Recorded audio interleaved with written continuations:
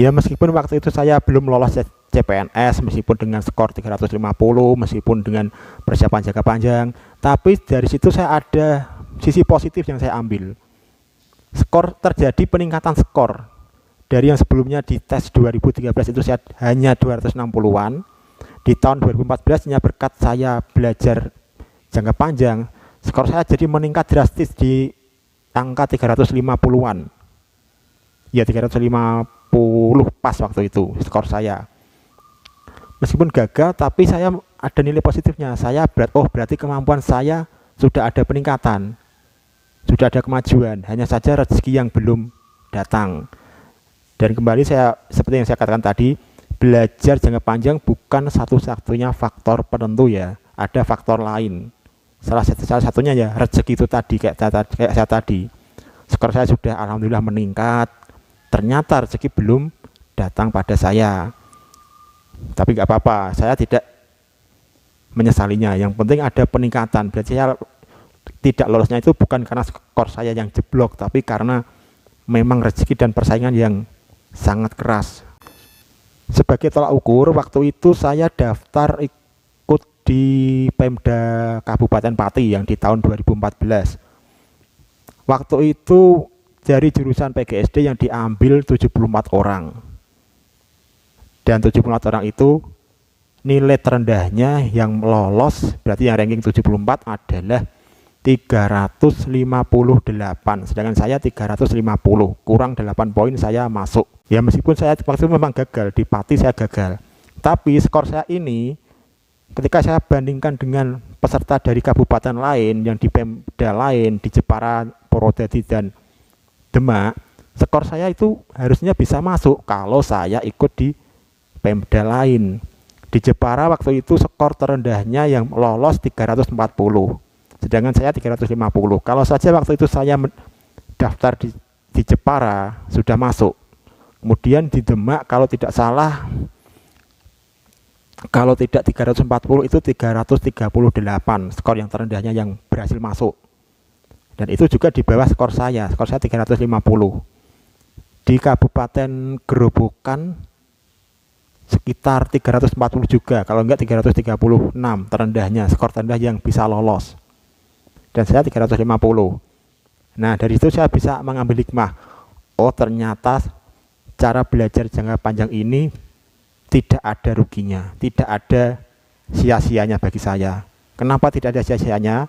Dengan belajar jangka panjang itu, skor saya yang tadinya 260-an bisa meningkat menjadi 350, dan dengan skor tersebut saya bisa bersaing skor saya bisa diperhitungkan di 3 instansi, di 3 Pemda.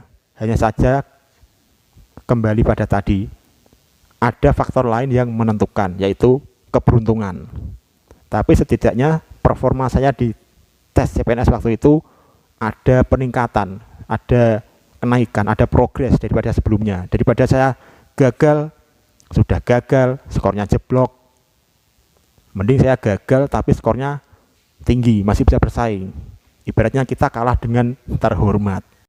Lalu setelah gagal di tahun 2013 dan tahun 2014, apakah saya langsung berhenti belajar? Jawabannya iya. Tapi waktu itu saya berhenti belajar bukan karena saya menyerah, tetapi karena waktu itu terjadi moratorium dalam jangka waktu yang panjang. Kabupaten saya waktu itu Kabupaten Kudus, setelah tahun 2013 terjadi moratorium selama 5 tahun. Kabupaten lain juga sama moratorium. Jadi 5 tahun tidak ada pembukaan seleksi CPNS lagi. Baru ada pada tahun 2018 kemarin, baru kembali dibuka moratoriumnya. Dan waktu itu menjelang tes 2018, saya mulai belajar 8 bulan menjelang tes.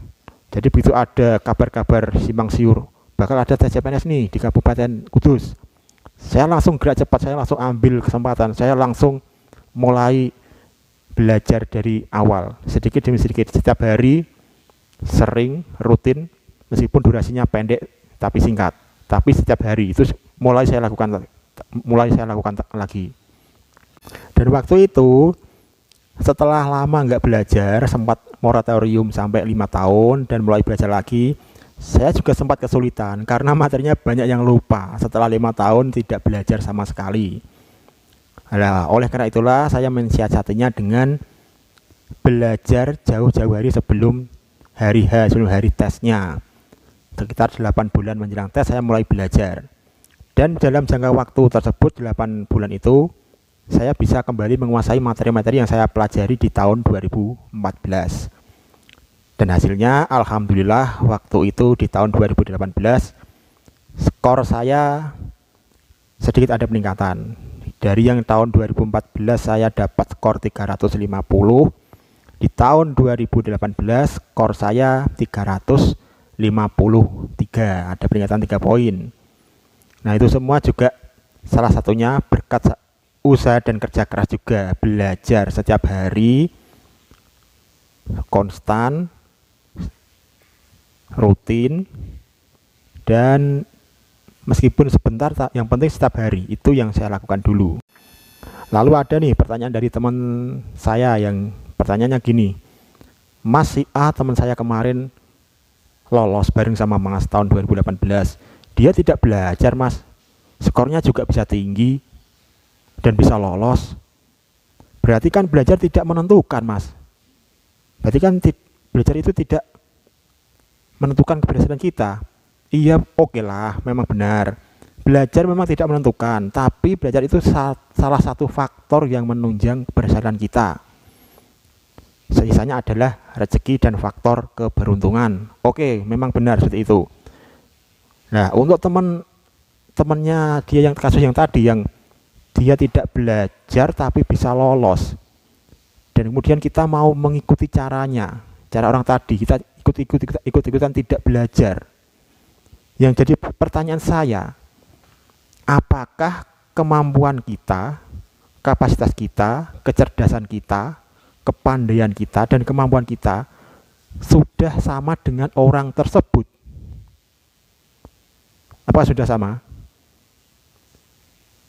Iya, memang oke lah, dia tidak belajar dan berhasil lolos dengan nilai tinggi. Kalau dia dasarnya memang sudah menguasai materi, dia dasarnya memang pinter, dia dasarnya itu cerdas, ya tanpa belajar bisa saja dia lolos. Tak perlu belajar lama, belajar seminggu sudah bisa lolos, sudah bisa dapat skor tinggi. Kalau dia memang dasarnya itu cerdas dan pinter. Masalahnya apakah kita kemampuannya sama dengan orang itu, atau bahkan malah jauh di bawahnya? Kalau misalkan kemampuan kita tidak bisa menyamai orang itu, katakanlah dia kemampuannya 80, sedangkan kemampuan kita hanya 30. Apakah kita akan mengikuti cara belajarnya dia, yang belajar singkat dalam waktu 1 minggu? Apakah hasilnya akan sama? Saya yakin hasilnya jelas beda, jelas berbeda. Oleh karena itulah saya menyarankan kita ambil jalan aman saja.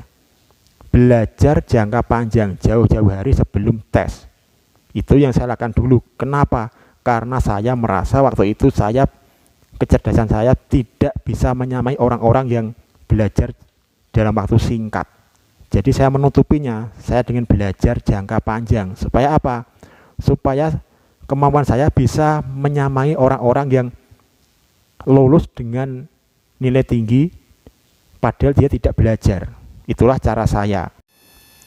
Lalu ada lagi nih teman saya yang bilang gini sama saya, waduh bro, usiaku sudah tua bro, sedangkan sainganku anak-anak muda fresh graduate baru lulusan kuliah, sedangkan usiaku udah kepala 3.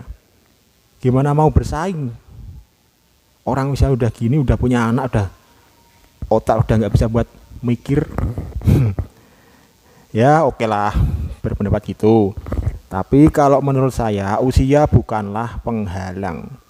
Usia bukan penghalang bagi kita untuk berhasil. Saya dulu juga saingannya anak-anak muda yang fresh graduate. Tahun 2018 itu usia saya sudah 28 tahun. Dan waktu itu saya kerja di leasing full day juga.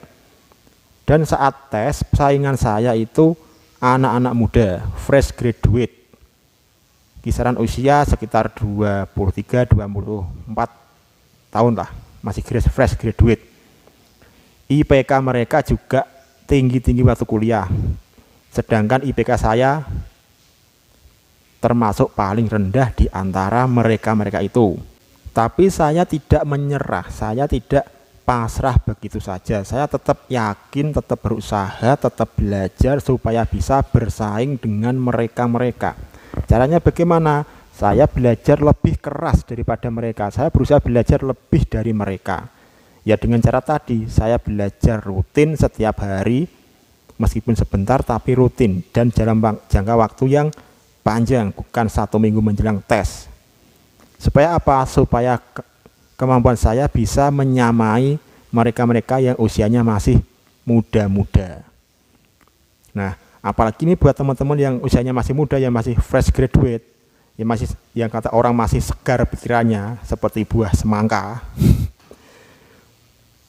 Belajarlah dalam jangka waktu panjang. Mumpung kamu masih muda, mumpung masih punya banyak waktu, mumpung belum berkeluarga juga, mumpung masih belum punya tanggungan yang lain-lain, beda dengan saya yang sudah berkeluarga, usahakan belajar dalam jangka waktu yang panjang dan rutin. Jangan sia-siakan waktumu, jangan sia-siakan masa mudamu hanya untuk berfoya-foya. Tapi manfaatkan 1 hari 15-30 menit secara rutin untuk mempersiapkan tes CPNS. Daripada waktumu terbuang percuma hanya untuk pacaran, jalan-jalan, nongkrong, dan hal-hal yang tidak berguna. Lebih baik luangkan waktu sebentar untuk belajar. Sedikit demi sedikit, insya Allah nanti lama-lama akan menjadi bukit dan akan menjadi kunci sukses teman-teman dalam tes CPNS. Itu pesan saya. Terus ada lagi nih, teman saya usianya udah 34 tahun.